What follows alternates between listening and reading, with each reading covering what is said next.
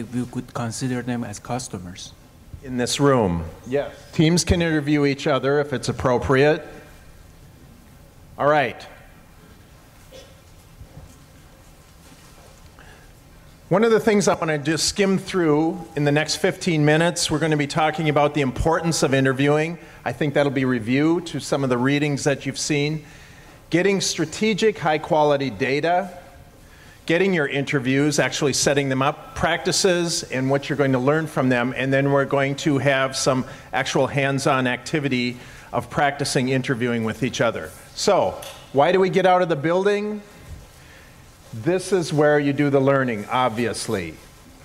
And that's what we're talking about. You don't think about this. We saw in the presentations today, many of the presentations were talking about what their product was, what they felt, what they thought they could achieve, save the world, all customers, all teachers, all students, this sort of thing. This is what your interviews will start to get rid of, that general, very superficial ideas that you have. The number one startup mistake: building something that nobody wants. Your insurance against that is interview, interview, interview. Talk to customers. Obviously, you find out what they want.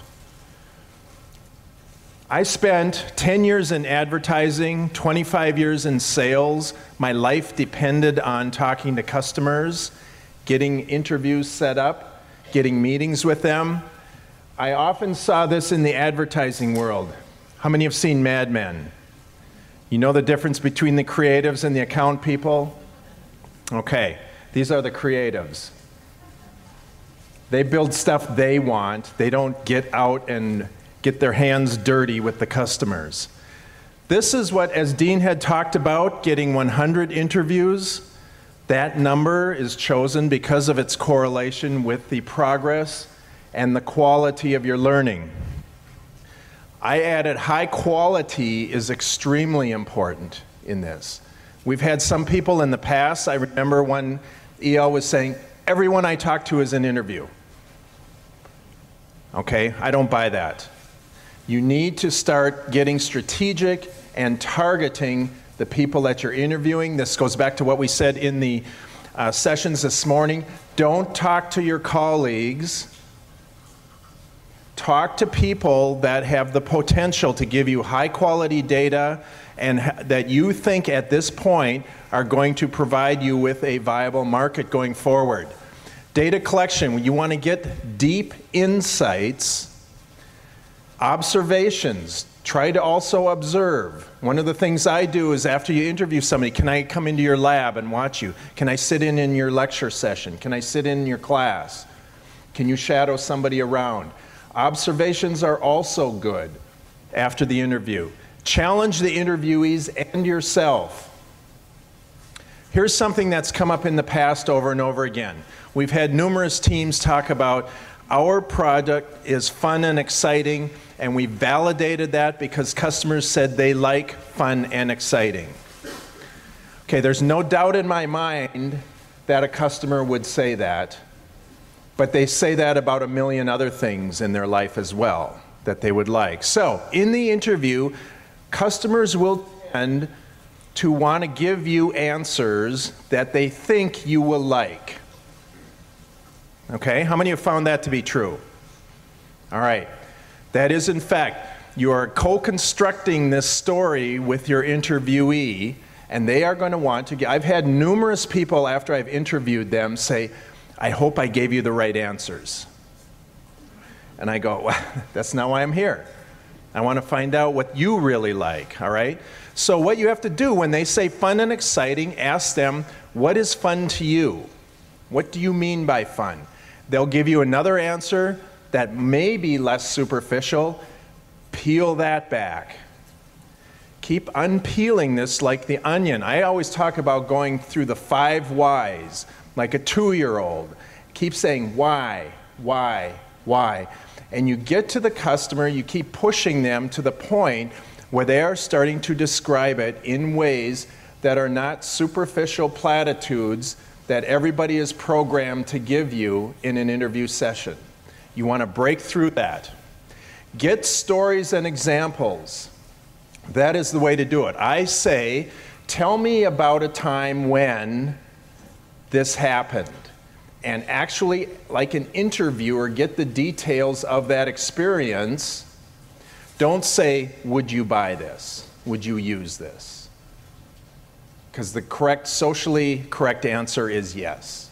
You'll get that 9 times out of 10. So you want to get at what they're thinking about. Have an interview guide, not a script. This came out of the Talking to Humans book. It talks about before you start having interviews or conversations, you're living in a fantasy world of your own making. You start breaking out of that when you start talking to people, and then as you get towards the minimum viable product, you start getting more and more of the reality for your customers. Not your reality, your customers. What we want to do is link our value propositions to the customer segments, and the best means of doing that is through the interviews. That's the tool that you use to make that link meaningful. So as Blank says, stop building your technology. I'll add stop thinking about it, and instead ask customers what they want. Don't go out and ask them, would you use our circuit board training module? Ask them what they do. Tell me about your last class. Get a story about how they teach, how they run that. So effective interviews tend to be face-to-face. You could use Skype if necessary to give you extra reach. It's gathering information. It's focused on the subject, not on your idea. Forget your idea and talk to people you don't know. You're more likely to get substantial data. Surveys, as we said, are no. Email, no. Selling, no. Focus on your innovation, no. And talking to people you know, no. All right? It might be helpful, but it's not the high quality stuff. No selling. How do you get interviews with people you don't know? As you start searching, you can search. Start brainstorming, all right? This is research. You all know how to do research or you wouldn't be here. What is your research question? The interview is the method, but what questions are you going to use to start getting answers to your research questions, which is most likely around scalable, sustainable. Warm introductions are those introductions where a common person can help you set it up. You can use a referral. Cold calling, it's what I did to keep food on the table for a decade. Okay, that is very important. You learn how to talk to customers and get them to invite you over, not because of something you're selling, but because you want information from them. Carl. From previous cohorts, mentors can be really invaluable with warm introductions. Exactly. They often have an extensive network of folks that make good peer reviews. Everybody get that? Put your mentors to work. Okay? No free ride on the mentors. This is from my experience. When I do selling interviews, and people know that you're a salesperson when you're working for a company and you're in the account side and you have to go out and sell, I would generally have to get make about 10 cold calls. 9 of them were no's. Okay, to get one interview, and sometimes it was worse than that. But after I was out of sales, when I started asking for informational interviews, I would like to learn more about your job. I would like to learn more about your situation, your experiences. I heard you're an expert in this. Could I talk to you about it? Then it flipped around, and I would get 9 positive yeses out of 10. In fact, I can't even remember a no that I've gotten from that approach. And I often advise my students to get out and start talking to people in the field you want to get to. Do that every week, and do it as an informational interview. You're gathering research data. Have a story when you cold call. Hi, my name is Dean Chang, and I work for the U of M on an NSF-sponsored project, blah, blah, blah. Carl Smith suggested I contact you because you are an expert, all right? You're not talking about something you want to sell or your project. You're talking about them. Keep it focused on them. Would you have 15 to 20 minutes? Most people can carve out 15 to 20 minutes, and I will guarantee you that most of the time when you get there, it goes 40 to 60 at least. Okay? Unless the interview is going badly and they throw you out. But that rarely happens. Tips. Any ideas? Anybody else have any tips on effective interviewing? What's worked for you? Well, it's something that Steve Blank has in the videos as well, but as the last question, put it back to them and say, is there anything that I should have asked you? And that, Steve says it's effective, and I've also seen it be extraordinarily effective. Very good point. Everybody get that? Anybody else? Yeah. Hang on just a second. Sorry. Did I catch you at a bad time? Yes. I have aborted interviews. I've gotten into interviews, even ones where I've driven 60, 70 miles, and in 10 minutes they got an interruption or something has happened. I say, I'll come back. It's a waste of our time to sit there and continue. So make sure it's a good time. Be on time and respect their time. The rule in sales that I learned the hard way: if you're not 10 minutes early, you're late.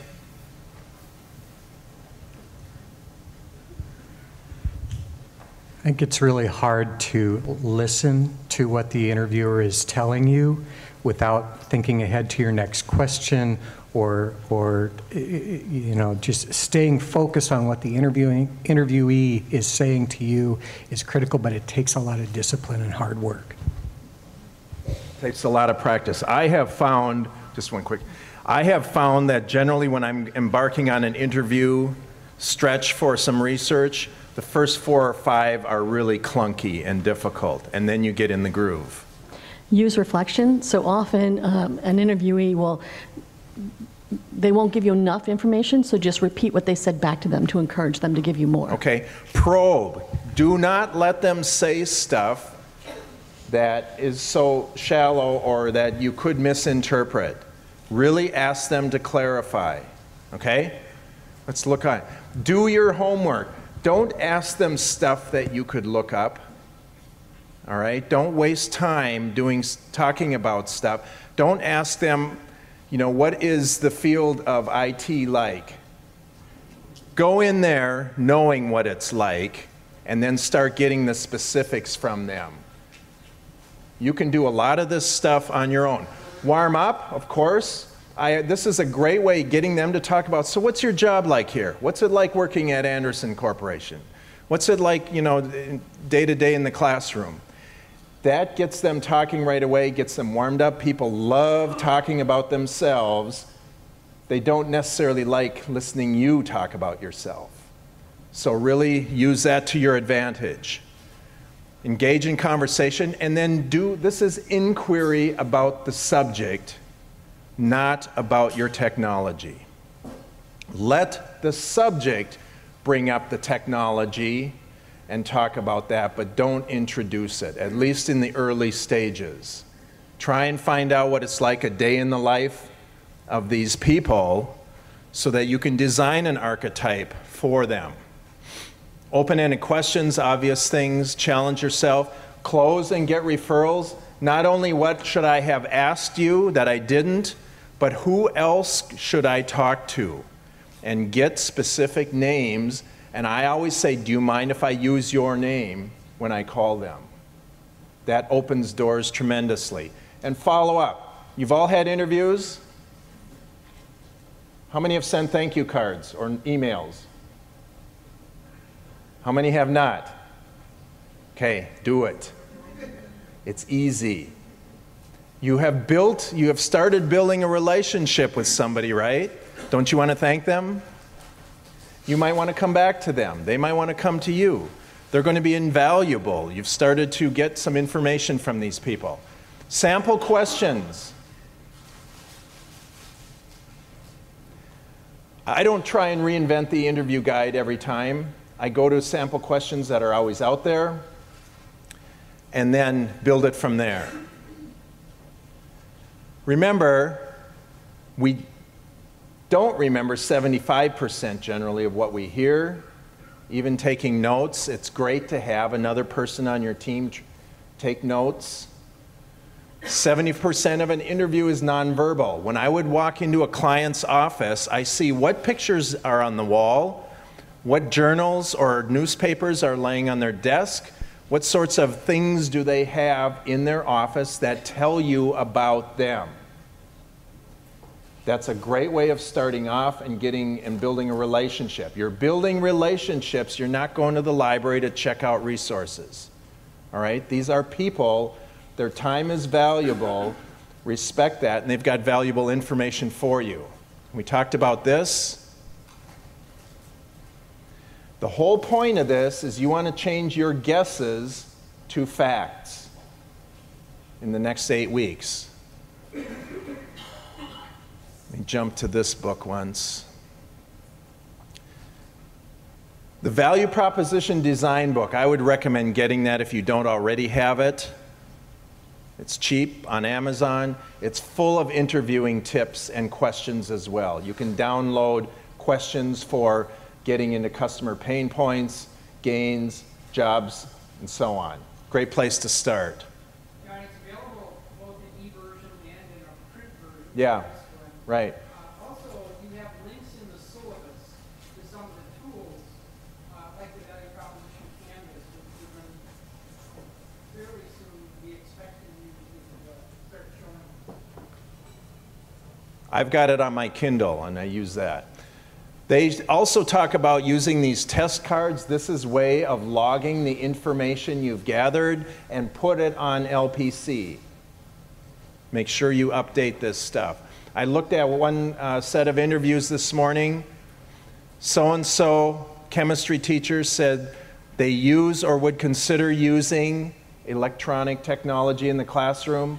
Second interview, biology teacher uses or would consider using electronic technology in the classroom. Third interview, another biology teacher would use or consider using. That's not good information. I mean, I don't know what that's going to do to help you really resolve your, turning your guesses into facts. Who, think, learn, do, we talked about that. Run experiments. If you want to test something, you can test it, but don't lead them. Don't use leading questions. I like the idea about becoming an anthropologist or a detective, an investigator. All right? Be a journalist and get information. Common mistakes. We'll talk more about these tomorrow with developing the value propositions, but remember that don't force the information you're getting into preconceived ideas. Build your ideas around what your customers say, and don't get vague general descriptions of things. We talked about these. Research and practice is what we're doing. This is an interview guide I developed for some research. Too detailed to bring into an interview, so I use a short version of it just to help me stay on track. Somebody talked about managing the interview process. I can also jot down a few notes on this. Okay, let's try a role play. Dean? We'll do it later. We have time. We're running out of time here. We've got him up here. And do you want to say something real quick? Oh, yeah, it's my desk.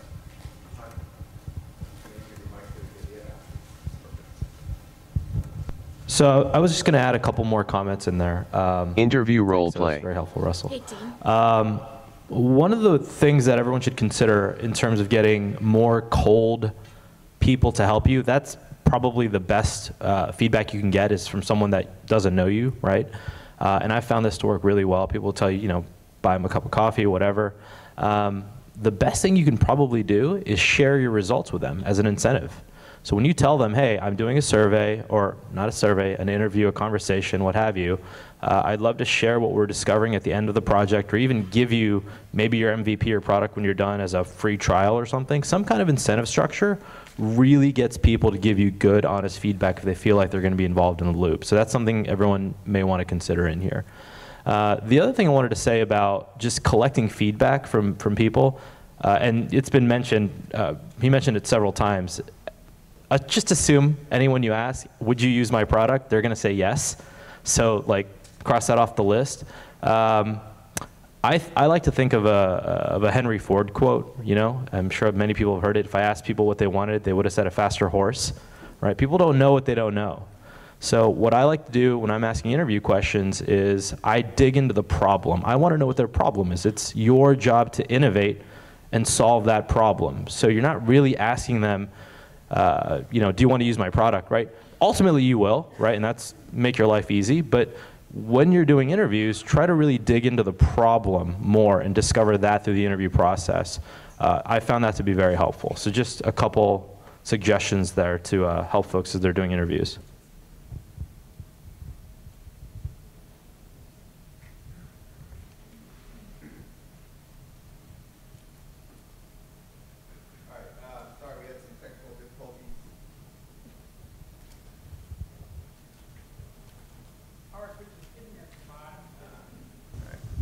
All right, cool. We're going to do some role play. You can just show it like that. So this morning, there was a team that didn't really follow the guidelines of the syllabus. We called them out on it, and that made them a natural candidate to be a volunteer for this role play. So I think you know which team you are. You didn't follow the guidelines in the syllabus for your first slide. You want to come on up? Team recognize? Where are they? There they are. All right. Cool. So this will be fun. Don't worry.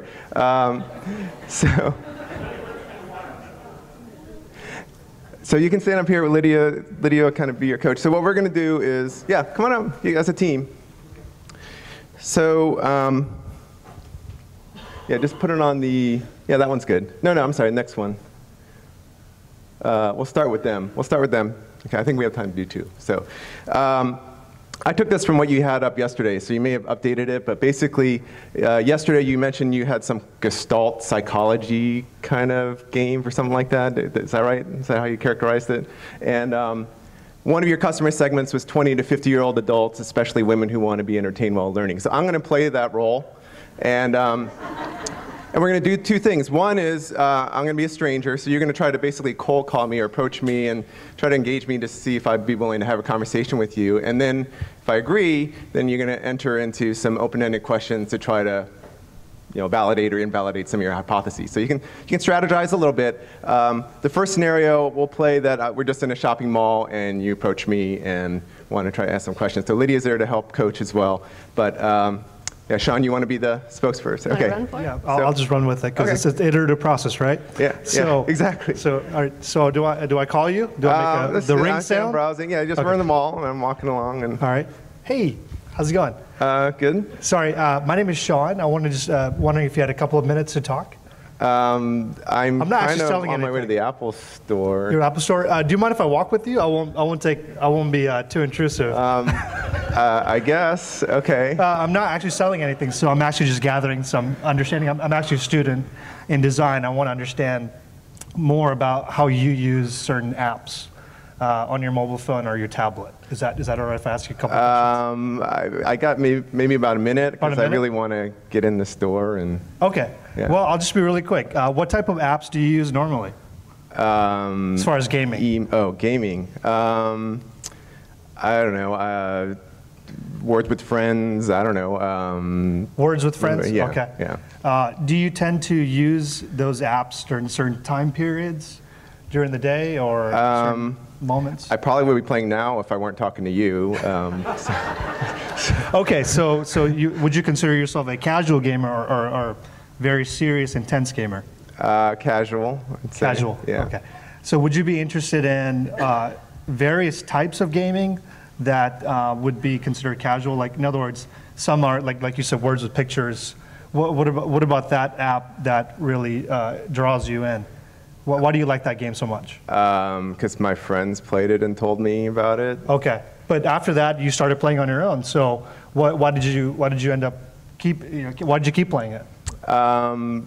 Because we can talk about it with my friends and we can play with each other and compare scores. Gotcha. And I'm not familiar with that particular app, but can you tell me if that has a visual component to it? Or is it just words and you just do it's visual and it's visual. Yeah, okay. I mean pretty simple graphics, but I really have to go. I think. Well, thank you for your time. Yeah. All right, so let's pause there for a sec. Nice job. So Lydia, feel free, and other team members, just on the introduction part, any comments you want to offer or things other teammates you would want to weigh in about how he approached me? Do you think, just as a question, do you think it would, because he is a student and he has a project that he's working on, that might be a way for someone to honestly, empathetically associate with him? Yeah, so thank you for bringing that up. So when you said you were a student, that definitely disarmed me a little bit. You know, you get approached at the mall, a stranger, people are going to be like on guard, and like, who is this person? Are they stalking me or what? So using a student, saying you're part of the NSF program, a lot of things that sort of just say, oh, this isn't some crazy person, that was really good. And the more you can do that quickly, so you don't give like a 13-minute introduction, but a short thing that sort of puts the person at ease, disarms, that you did that very well. So, Any other comments from this side? Well, I think excuse me would be inappropriate. It sort of sets the tone and stops you. Then you instead of hi, and you're like, hi, I don't know you, but I'll engage. But excuse me sort of sets the tone, like I'm interrupting you, I know that, let me pose a question. So does anybody recall, what did Sean say he wanted from me? Does anybody recall? Some time. Do you remember what you said? Yeah. Yeah.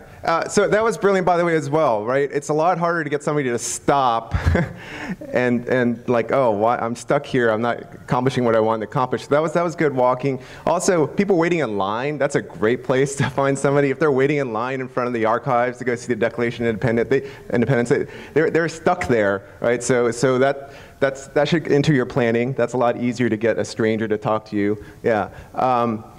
You asked for some time. You never really said, which may or may not have been effective, but if you said, I'm part of an NSF program, we're trying to understand, I don't even have a good example, but something about how people, what kinds of things resonate with people in mobile games. So I just had a couple questions, take a couple minutes to find out, what games do you like, or something like that. You kind of got to that, and I think you did it perfectly fine, but if you give a little context without pitching your technology, that works well. Yeah?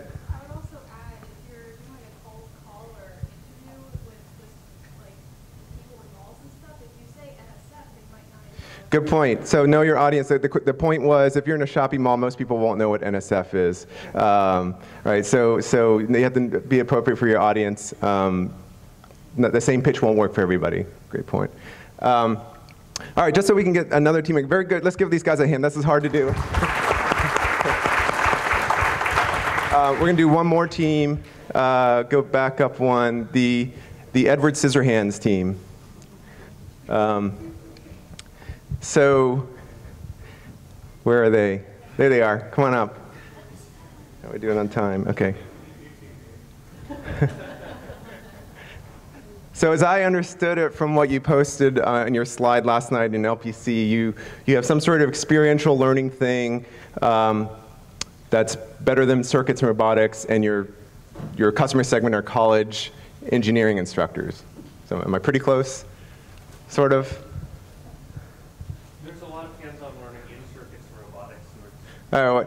Okay, I think I'm close enough. So this one, we'll pretend, okay, say I'm Professor so-and-so, Professor Chang at University of Maryland. I teach the freshman engineering courses. So let's just say that you called me. We say we don't like calls, or Skype me. All right, let's just say you called me in my office, and for some reason I picked up the phone. All right. So I'm just going to say hello, and then we'll go from there, okay? Hello, this is Professor Chang. Hi, Professor Chang. My name's Paul Golter. I'm a postdoc at Washington State University, and I'm on an NSF I-Corps project. And I was wondering if I could, I'm in the area, and I was wondering. What's I-Corps? Innovation Corps. It's an NSF program aimed at commercialization. Oh, okay. It's actually, we're on an adaptation of that on learning educational projects and. Okay. So how can I help you? I was wondering if I could stop by and visit and take 20 minutes of your time to talk about what active learning you do in the classroom and try to gain some insight from that into what we can do, what your problems might be. You know, this week's kind of bad. Finals are next week. I have to get my grades in. I mean, how much time do you need, and when were you thinking? 15, 20 minutes, and whatever's convenient for you. I can, we could, you know, I could buy you a cup of coffee.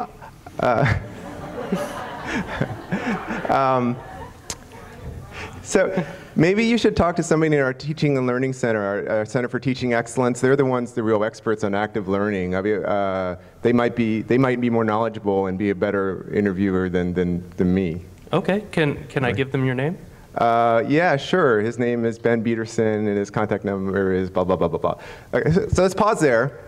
So nice job. A lot of things that you did well. So you assumed that I knew who NSF was, which was good, and that was helpful. People hear NSF, you know, that establishes credibility. You asked for some meeting. You asked for a meeting.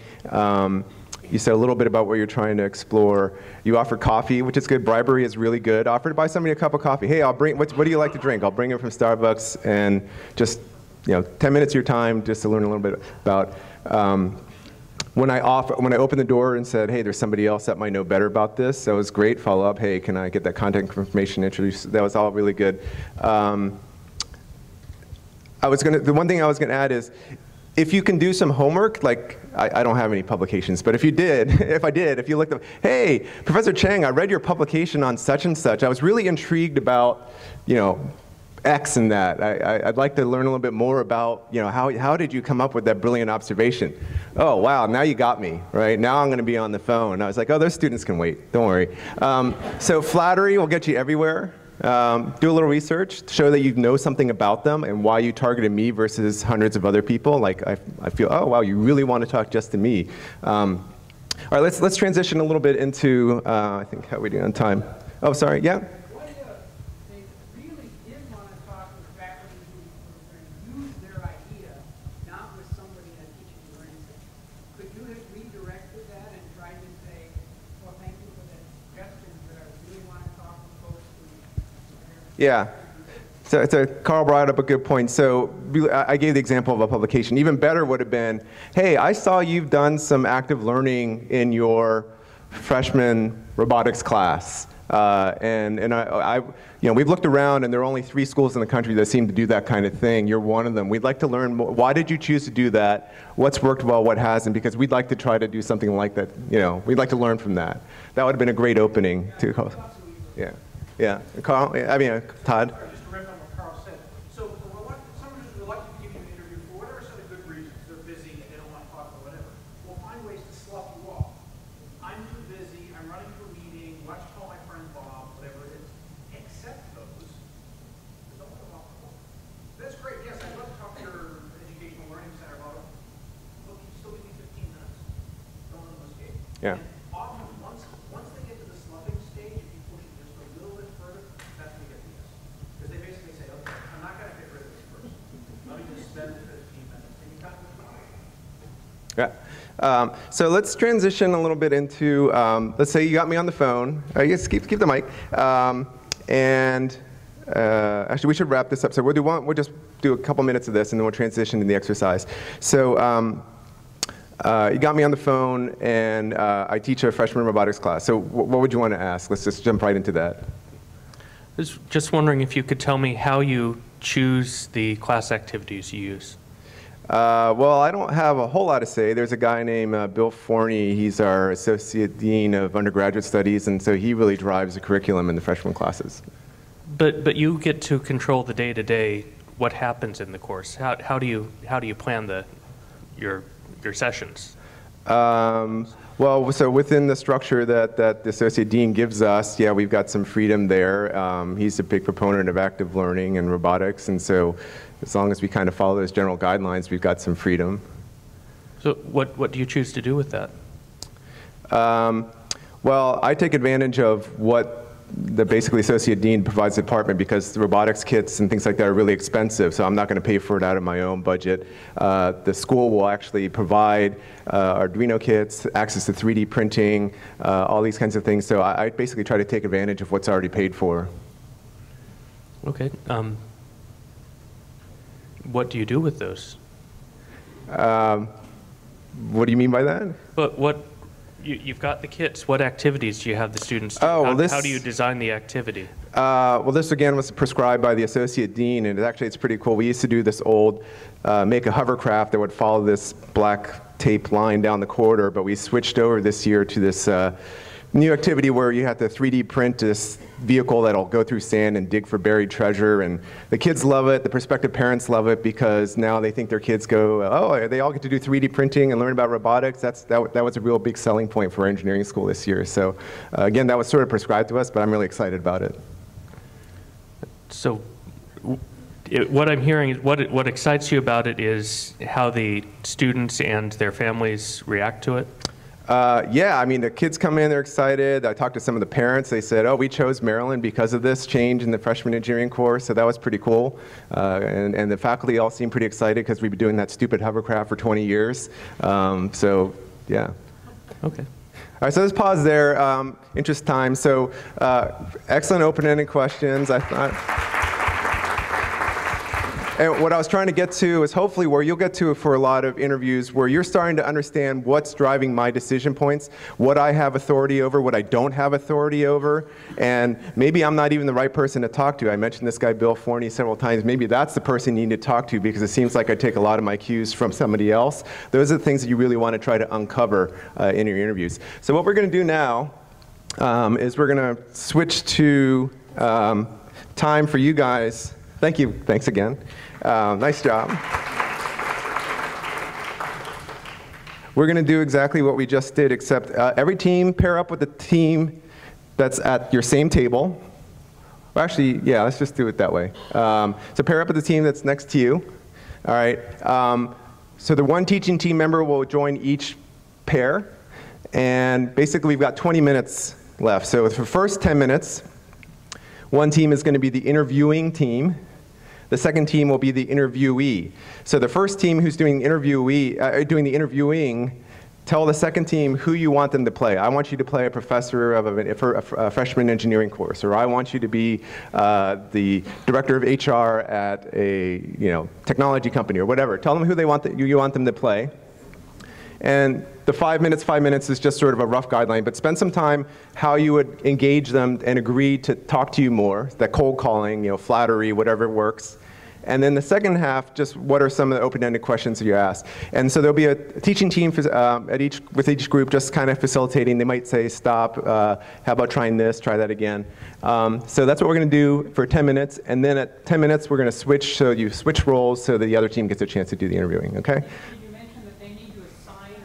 Yep. Yeah. So basically, make as many mistakes as you can now, so you don't make them later on when you go and talk to real people. That's part of the point. Yeah. So go ahead, figure out who's going to go first, and assign your role, and a teaching team member will join you.